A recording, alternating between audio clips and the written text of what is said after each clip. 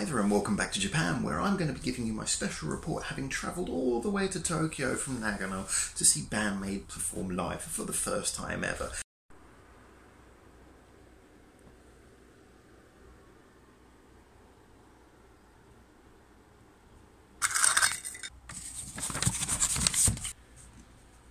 So, I travelled all the way to Tokyo, like I say, to see BAND-MAID performing live in Shibuya. And yeah, it was a bit of an interesting atmosphere outside the concert because I arrived a little bit later actually. There's a lot of people queuing, they went in, and so I wasn't able to grab anyone outside to do a interview, something that I will come back to later in this video. I'm in the venue now, hiding in the corner where none of the security, who are everywhere, can see me, and I found one person who speaks English, and that one person who speaks English would not be interviewed.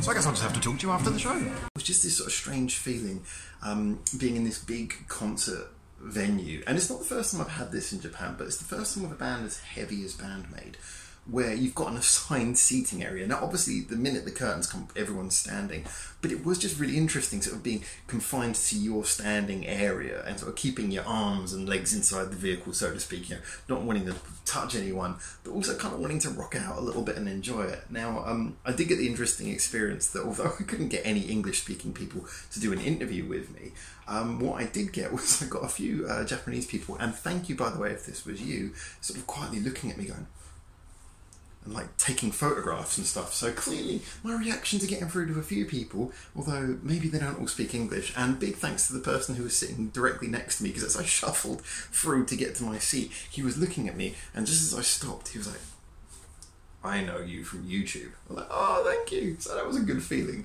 But yeah, everything sort of built up, and then the curtains come up exactly on time, the band is exactly on time, and they started with Page, which I thought was really great. I didn't know at the time, I'll be honest with you, I had no idea this was the first time they'd ever performed the song live, and tonally it was brilliant. Big credit as well to the venue Line Cube. Great sound, great lighting as well. It was really fantastically done.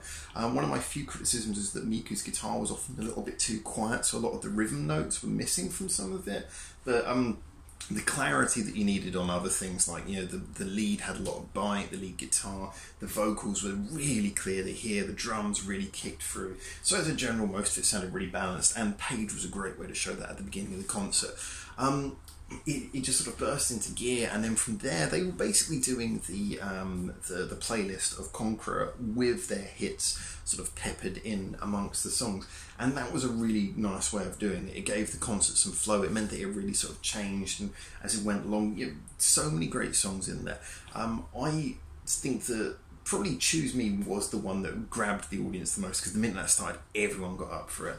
But just the whole concert, the whole playlist felt fresh. Now, one of the things I really liked about it was the way that they managed to break up the show.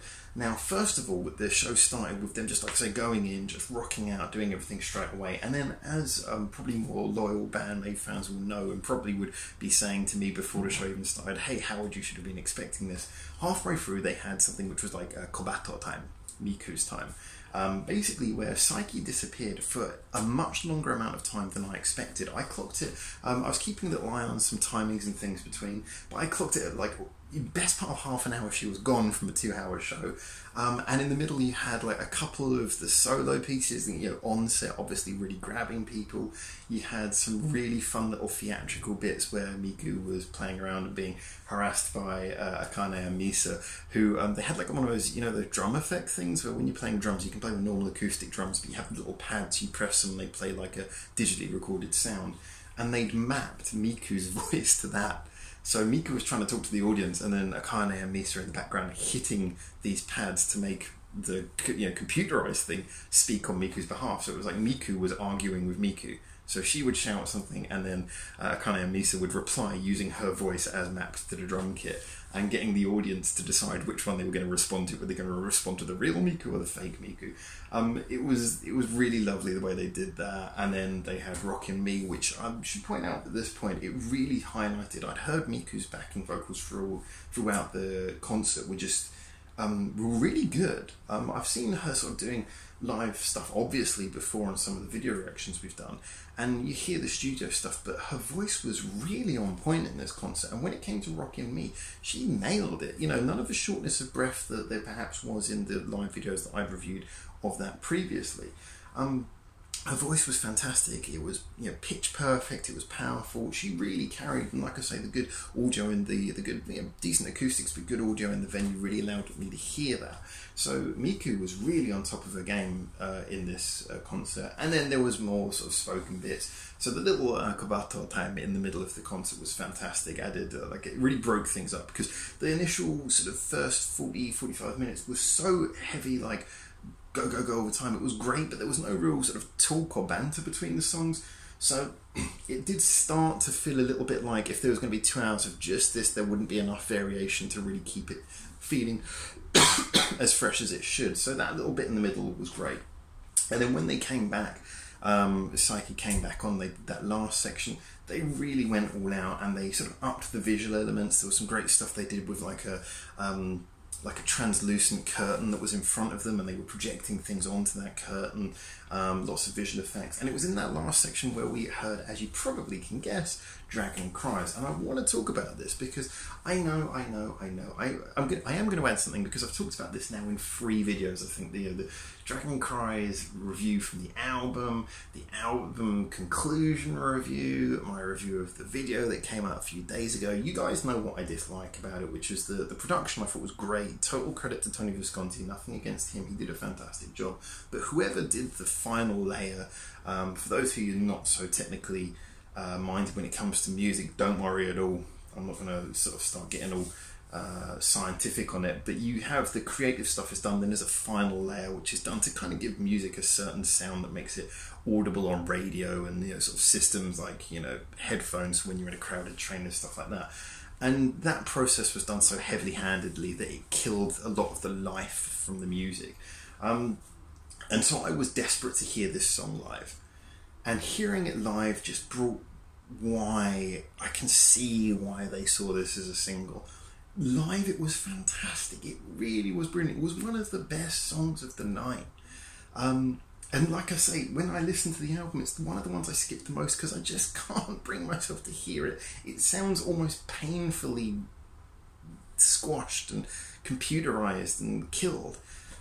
So, you know, I think this brings more credit back to the girls for how they wrote the song, how they play that song. It is absolutely brilliant. It's one of their simplest songs, but it just works. It's got impact, it's got a great chorus, and, you know, like I say, I just want to sort of add that as, you know, Dragon Cries is a fantastic song, and it really worked. And it really brought about one of those things which is kind of interesting, because you kind of have 3 layers, really, I think, to the life of the song.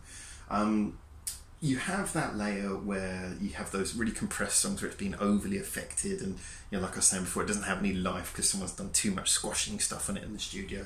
Then you have your normal songs that are really well done, and they have a life. You know, you can feel them through the headphones.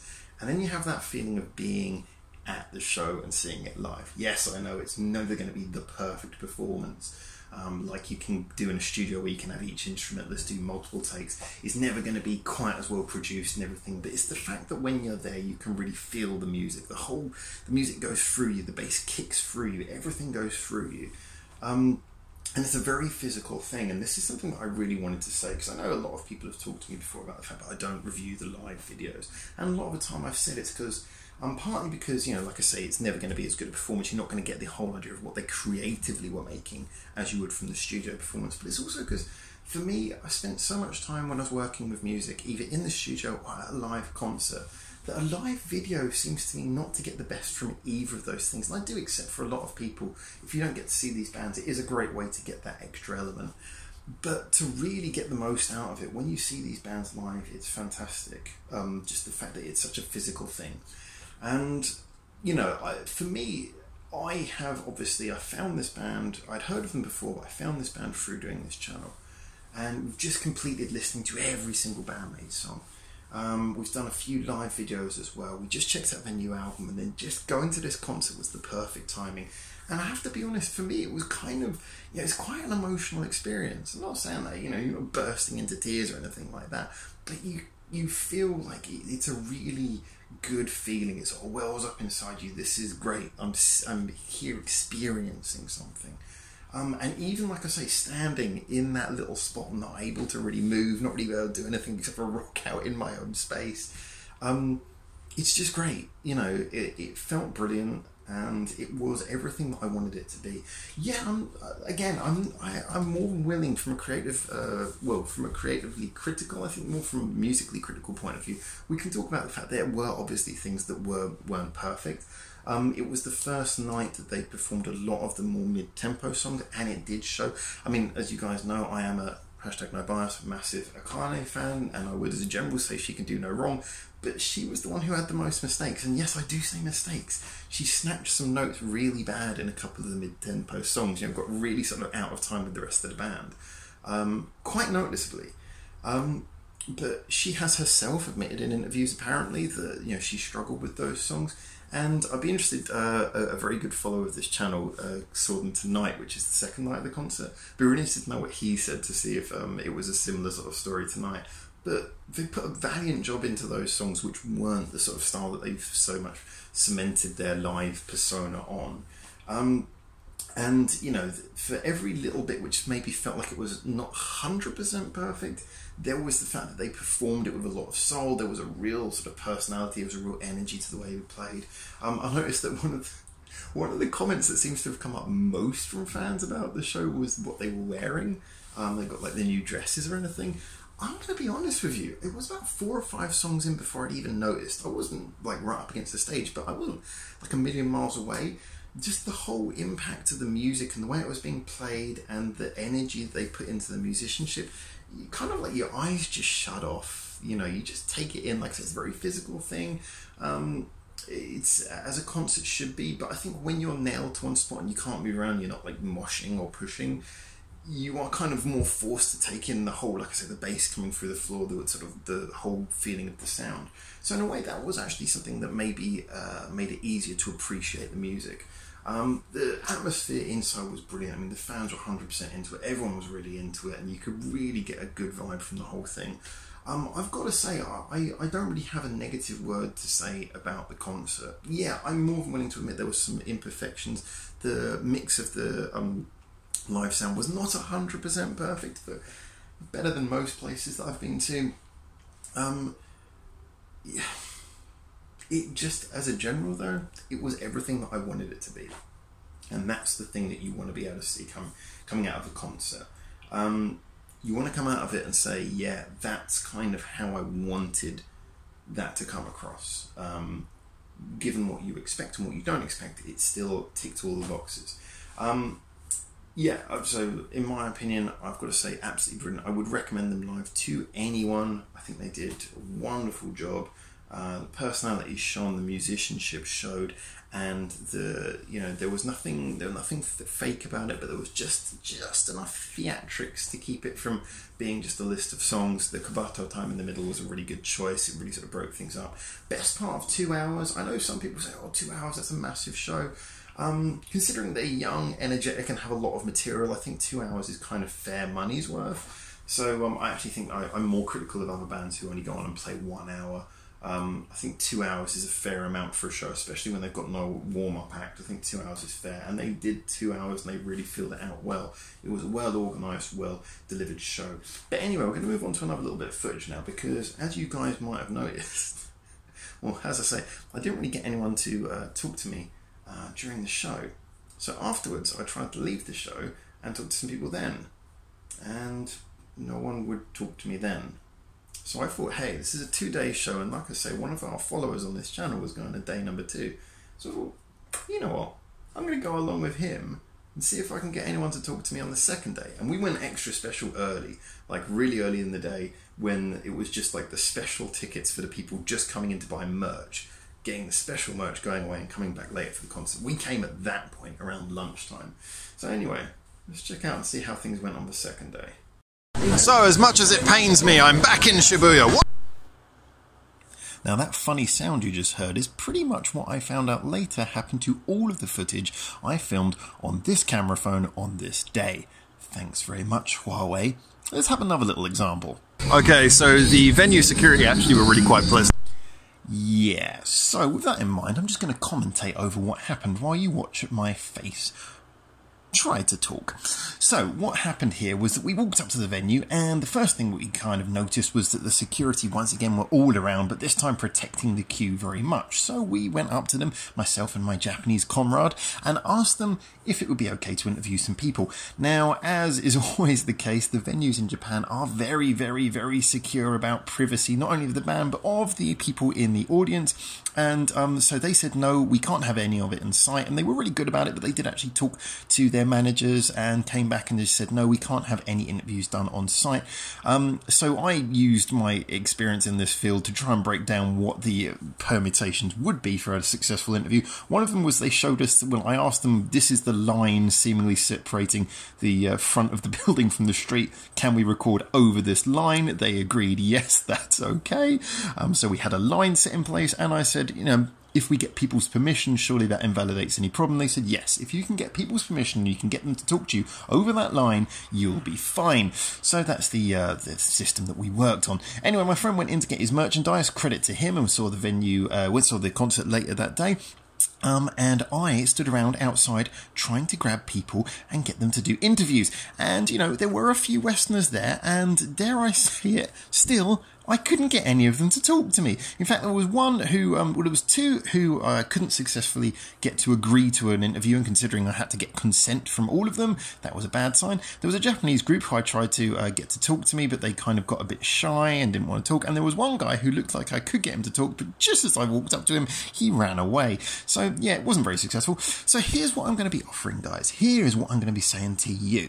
If you have seen BAND-MAID on the World Domination Tour and would like to do an interview with me online via Skype or something, then I would like to interview any of you guys and hopefully do a special video where I can interview you as fans and get your opinions on the World Domination Tour, whatever dates you went to. And hey, maybe even if you're at a different tour, but I'd love to see what people think of what's going on at the current moment. So hey, guys, I couldn't successfully get any English language interviews at the venue, so if you want to be my English language interview, then let me know and we can do it as audio or video on Skype.